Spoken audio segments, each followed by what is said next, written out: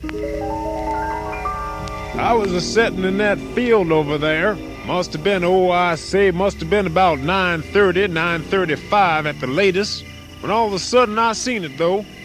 This thing comes a-tearing out of them trees there, and I'd say it was big. Anyway, come over here to the edge of the porch where I'm sitting now, starts licking on my hand. It was Saturday night. We just closed, and I was the last one out, so I was locking up, and I could hear something out back. Sounded like something going through the garbage. I opened the screen door and saw this, I'm not sure what I'd call it. I mean, it looked weird to me, that's all. I was driving to my ex-husband's apartment in the car when suddenly my youngest daughter began screaming, Mommy, Mommy, there's something chasing after us. So I stepped on the gas and she kept screaming, Mommy, Mommy, go faster, it's still following us. I didn't know what to do, so I pulled into the gas station and yelled to the service station attendant to call the police. What did these people see? On the evening of July 9th in Grand County, South Dakota, dozens of people report a haunting phenomenon, strange creatures roaming through the night. Although accounts differ, witnesses claim to have seen something inhuman, beast-like, a being with hair covering most of its body, an unusual life form which seems to be lost. Scientists have been unable to account for its presence in Grand County, nor do they know for certain where it came from. Was it some form of primordial freak from the past? Could it be an alien from another world? The many mysteries give rise to near endless speculation. When I rowed the boat ashore, I started hearing more than my fair share of strange things. I didn't have my ever-readies with me, but the moon was full, and I realized there was more than one. There was more than one. She thinks there was more than one as well. I yelled at them to see what they would do, and they starts growling at me. They was growling at me, They too. was growling at her, too. I didn't take it personal, but there was definitely more than just At one. least two. There were at least two, I'd say probably closer to 7. I counted 17. She counted 16, but that's probably because she was also counting the reflection of the creatures off the lake, in which case there would have been 8.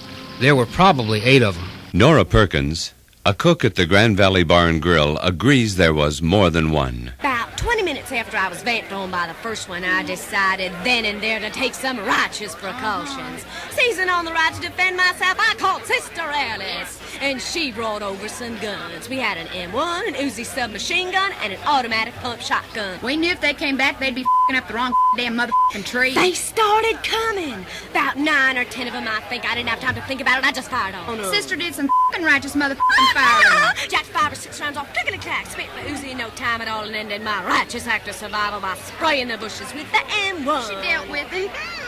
I must have hit 3 or 4 of them at least. After that, I called Sheriff Reagan and the Advanced Research Institute for the Theoretical Sciences. Professor Natasha Hampton was called to the scene.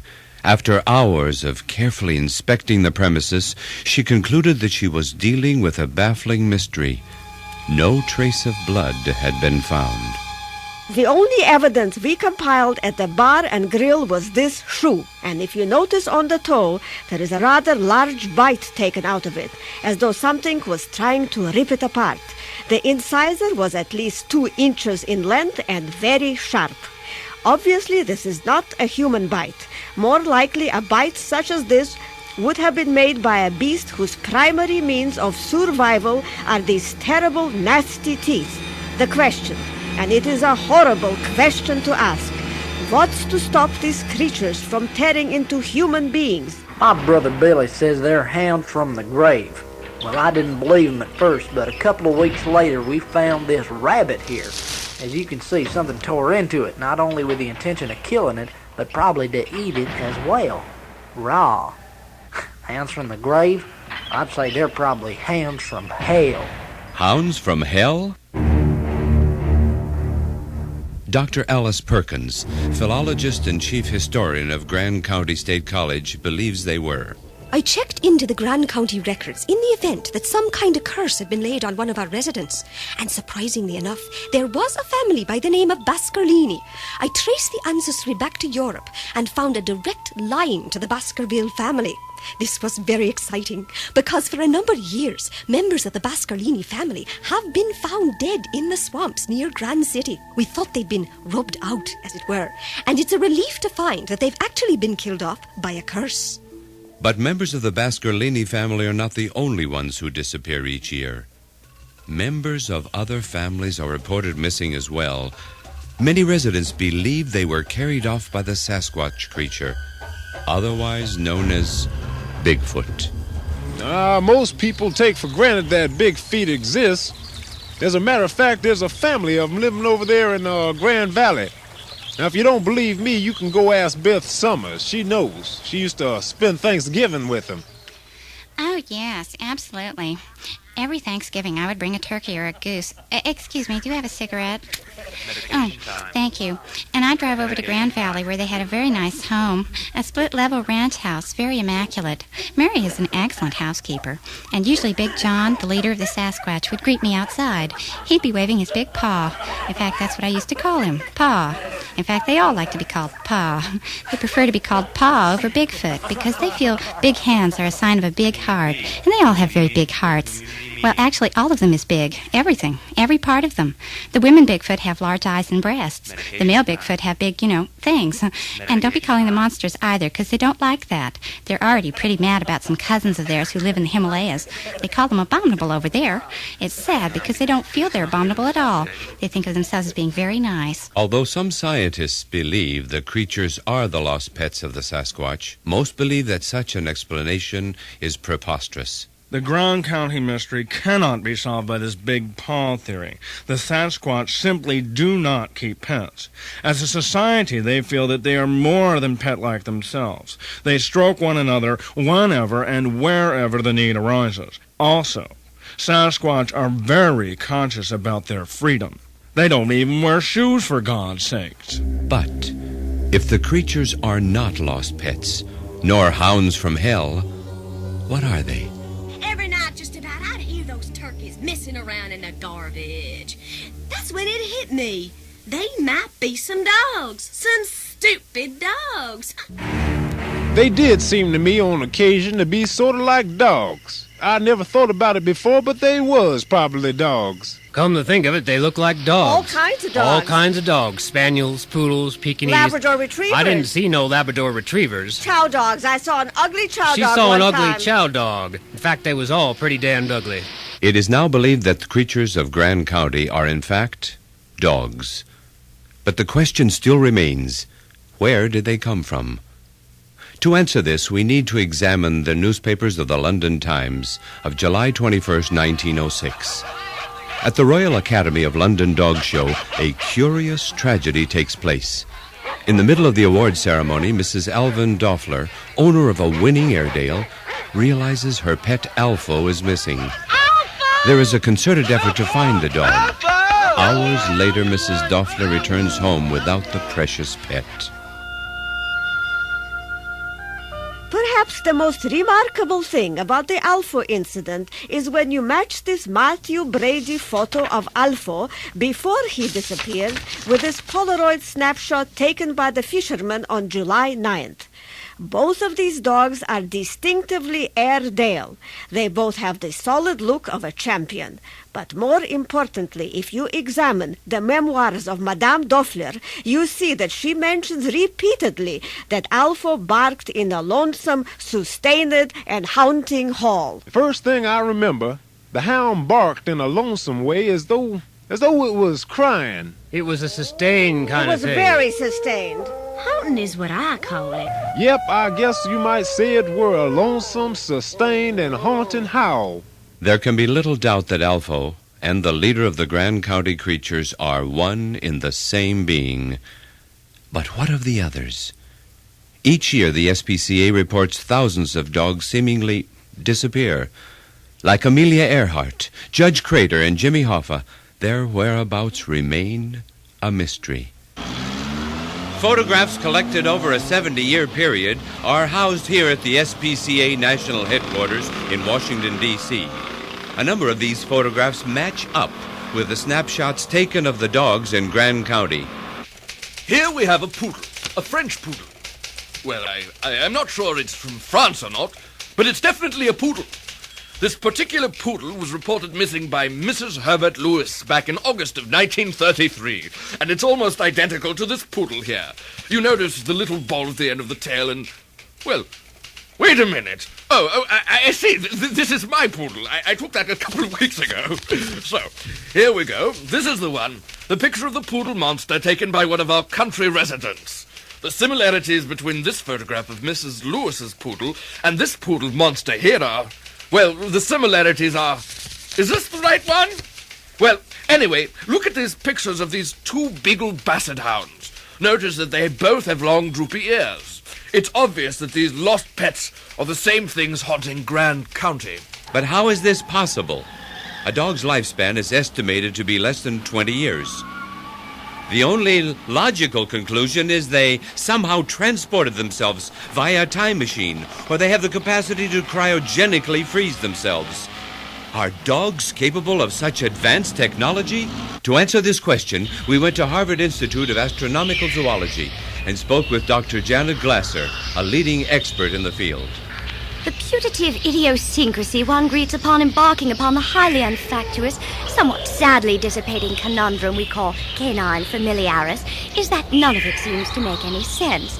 The ineluctable debate rages on in the face of recalcitrant parvenus who insist the Saurischia reptiles were raptorial. After only a few moments, it becomes clear that we will have to ask someone else. Fortunately, we are met on the stair by Arthur Wells, a janitor on the 3rd floor who holds a Ph.D. in dog anthropology. The unusual feature one encounters when studying canine familiaris is that it doesn't seem to evolve from any lower life form. It suddenly appears on the evolutionary ladder, almost as though members of this species had arrived by spacecraft. Approximately 28 million years ago, this all happened. And strangely enough, this is the same time in history when we think a cataclysmic cosmological disturbance occurred in our solar system. This disturbance was caused when a sister star, in orbit around our own sun, passed very close to our solar system. The proximity created massive meteor showers, causing a bunch of orbital garbage to come crashing into the surface of the planet. Now, if dogs had the capacity for limited space travel, and we think that they did, they could have embarked from their home planet just after this cataclysmic cosmological disturbance. Any questions? The orbit of the sister sun would be an eclipse, a gigantic eclipse encompassing much of the galaxy. We estimate the sister star to be in this area of the celestial sphere. The star we believe to be the sister sun is Sirius, or as known to laymen, the dog star. At a recent debate held at Stanford University, leading astronomers and physicists attempt to solve some of the baffling mysteries of the dog star. The problem with your theory, Doctor, is that they escaped their planet at the same time that the Earth was besieged by meteor showers. They wouldn't be escaping anything. It would be like jumping from the pan into the fire. It was probably the abundance of water. I would surmise that the beings from the dog star have an instinctual need to be around water. If you put a dog near a lake, it usually jumps in. Dogs have an affinity for fire hydrants, spigots, that sort of thing. Don't they like to take baths? That's probably because of the soap and not the water. Well, I am not sure they knew. Imagine for a moment you are a dog. You have lived on a planet which has been relatively stable for 3-4 millenniums. Suddenly, you begin side-swapping another planetary system. They probably felt as paranoid as the dinosaurs here on Earth. You naively still believe the dinosaurs had consciousness. All living creatures. Are we really going to digress now into the topic of dinosaur consciousness? If necessary, may we? I'm not sure how advanced they were. They may have had the technology, but they may not have had the intelligence to use it. There is a theory that suggests that a large chunk of the dog planet fell off and landed on Earth with a bunch of bewildered dogs on it, which makes them dogs. Simple, dumb, unadvanced dogs, like you and me.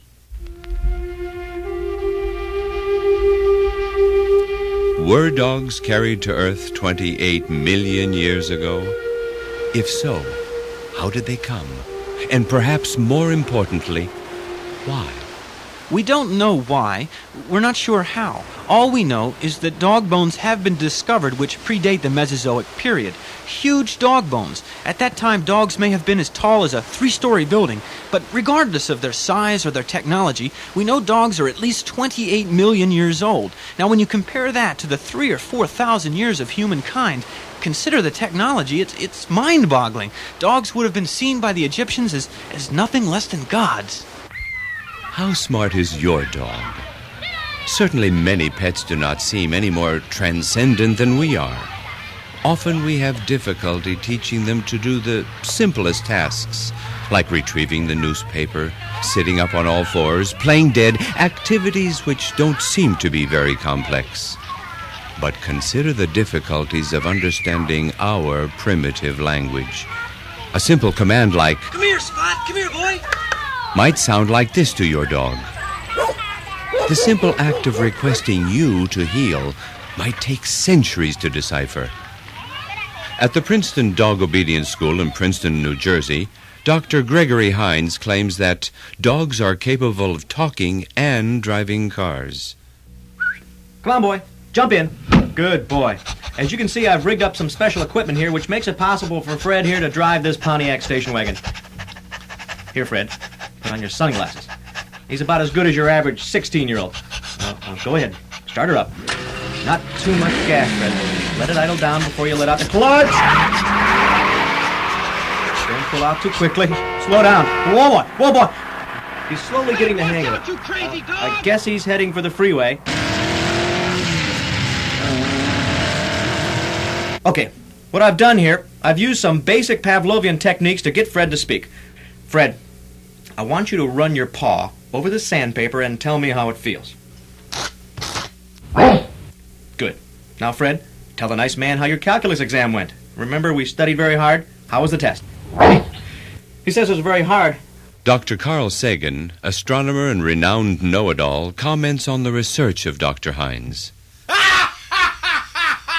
Scientists may disagree over the intelligence of dogs, but the issue of their spirituality is rarely, if ever, questioned.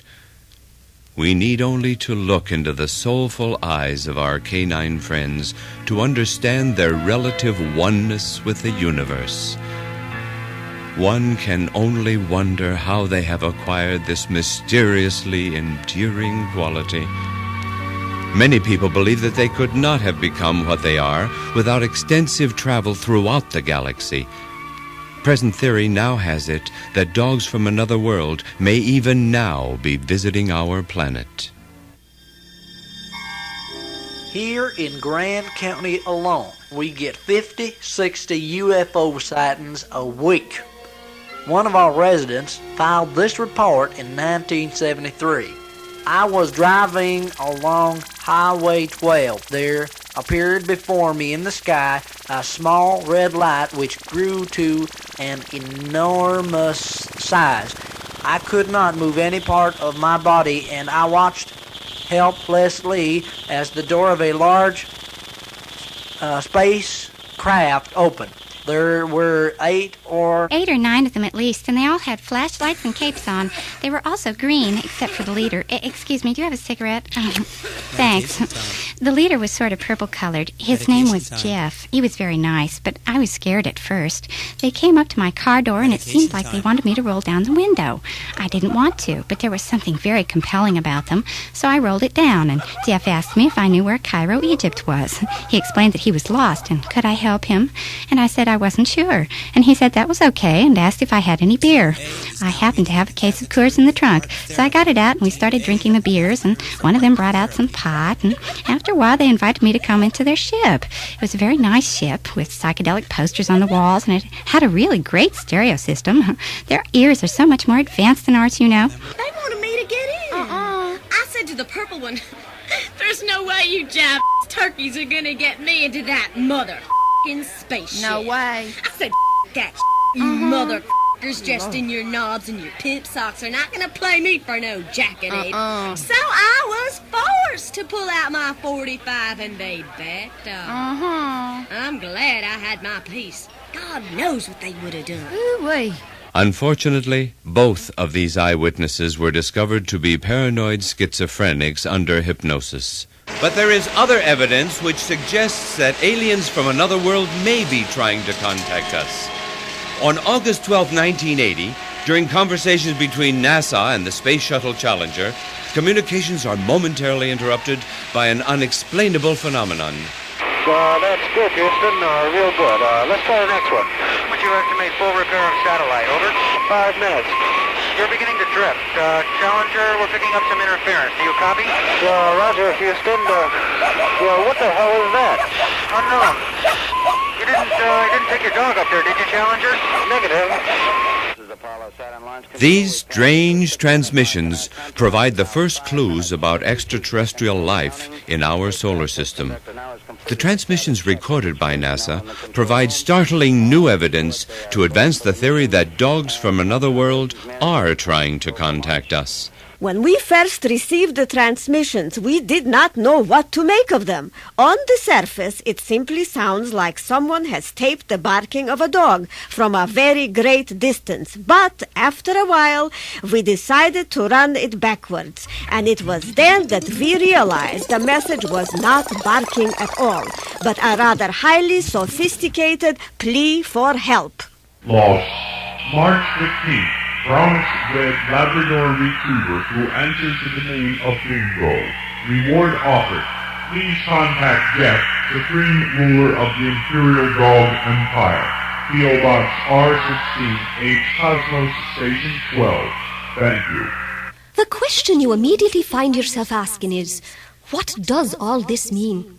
Is this a lost pet or something deeper? And once again, we are drawn back to the hieroglyphs in ancient Egypt. In this series, we see a master-slave dog, adorned in robes of gold, looking very transcendent.